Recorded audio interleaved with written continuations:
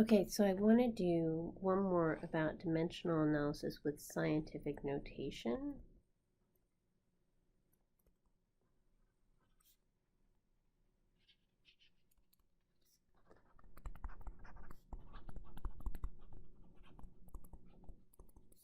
And from your reading, you should have reminded yourself what scientific notation is. And then we can do one of the things we do with scientific notation. One of the reasons it's nice is because it makes mathematical operations like multiplication and division smaller. So I just want to do a couple example problems and then we'll do some dimensional analysis. So for example one, like let's just say numerically, I just want to do this problem. Like let's say I have 3.5 in scientific notation times 10 to the 7th. And then I want to multiply that by 3 times 10 to the 5th power. So people will do this by multiplying like pieces. So they'll multiply these two together. So they'll use the commutative property of multiplication. And then they'll multiply these two together because those are easy to do. Both of those are not too bad. And then the final result is still in scientific notation. So they'll do 3.5 times 3. And then over here, again, using the commutative property of multiplication, they'll do this. Now here, 10 to the 7th times 10 to the 5th is an exponent problem, right? So this is where you have some number like you probably remember this when you did like x squared times x cubed.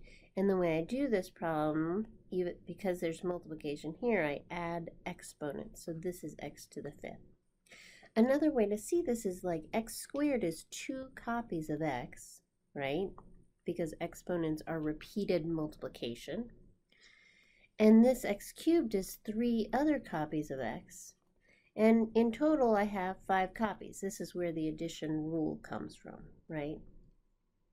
So here where I have 10 to the 7th times 10 to the 5th, I'll add exponents 7 plus 5 to do that multiplication. And so really at the end, I'll get 10 to the 12th.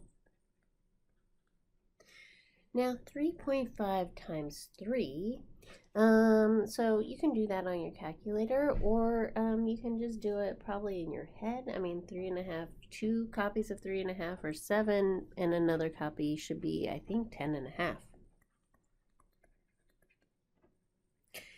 Now technically this is not in scientific notation because it has 2 numbers here to the left of the decimal point. In scientific notation requires just that you have at most 1 number.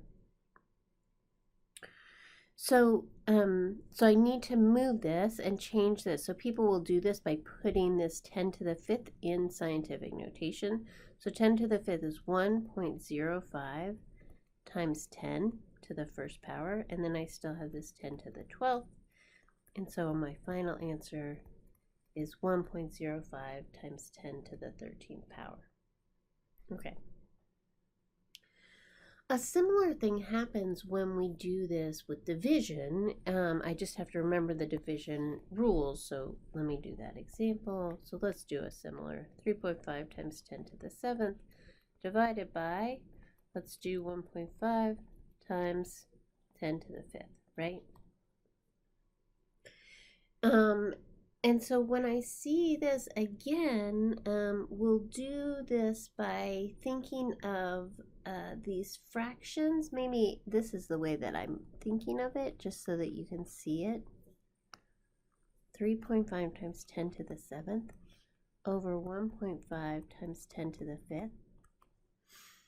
And I'm going to split these up. I mean, like this is just like I had multiplied these 2 fractions. So I'm going to deal with these 2 fractions separately. And that these 2 fractional expressions are equivalent.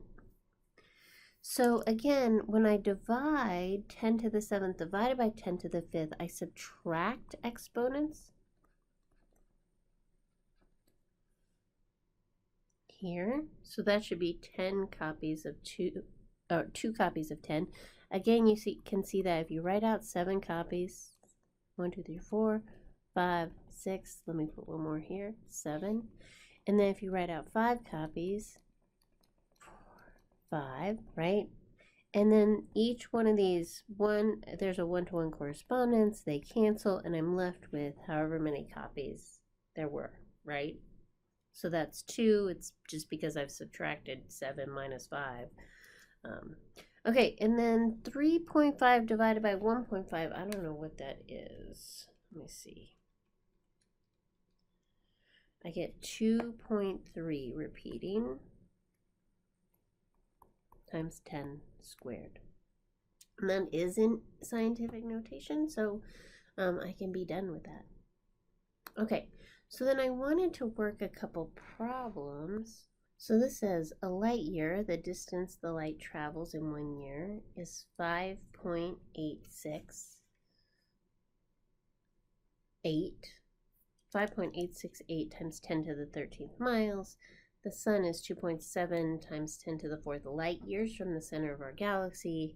How far is the sun from the center of our galaxy? So the first step, I think, in this problem is to figure out and try and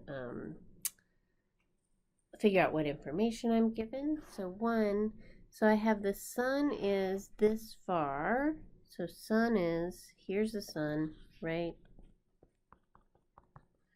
And here's the center of the galaxy, and it's 2.7 times 10 to the 4th light years, right? Okay, so that's a distance that I have. And the question that I have is how far this is in miles. So really, early on I say I need to convert light years to miles. So in my kind of dimensional analysis problem, the place I start is this 2.7 times 10 to the 4th light years. And the place I'm going to end is some sort of miles, right? And this is the blank that I want to fill in. Okay. Which means, again, in dimensional analysis, I need light years here on the bottom so that they cancel. This one cancels with the one on the bottom. And I'm trying to get miles on the top, right? Okay. So up here, that's in the first sentence. A light year, the distance that light travels in 1 year, is 5.868 times 10 to the 13 miles. So 1 light year is this many miles. So I'm going to put that 5.868 times 10 to the 13th, and that's 1 light year.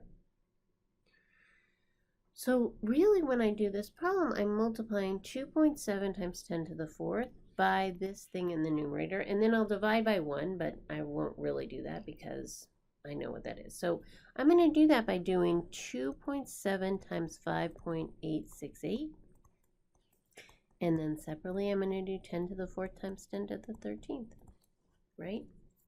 So I'm going to get my calculator, and I'll do 2.7 times 5.868 is 15.84 times 10, and here I'm going to add again, so that's the 17th.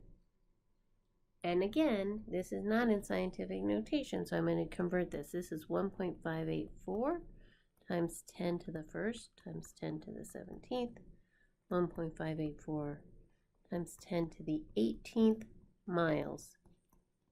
Okay, I have this.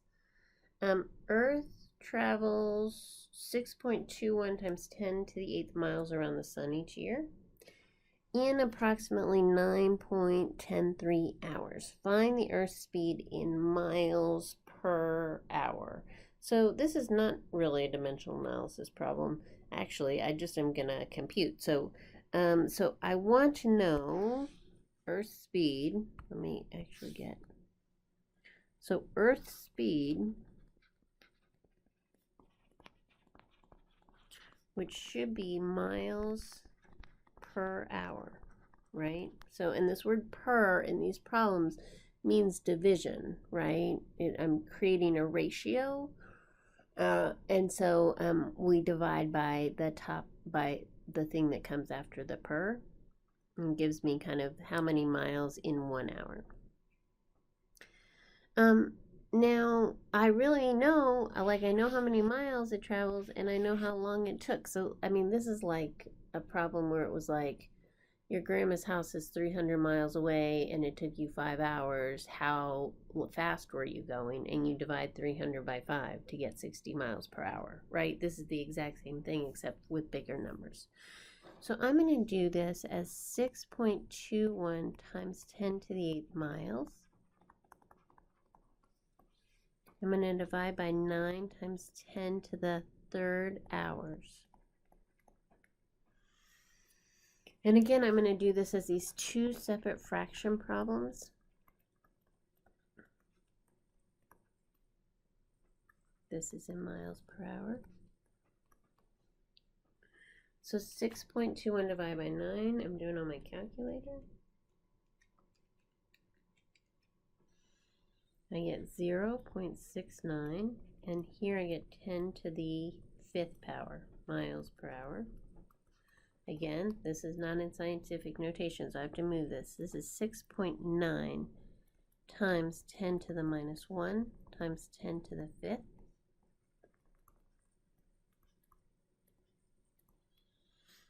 And this is 6.9. Then I combine these, and 10 to the minus 1 times 10 to the 5th. I still add them. It's 5 plus negative 1. So this is 10 to the 4th miles per hour.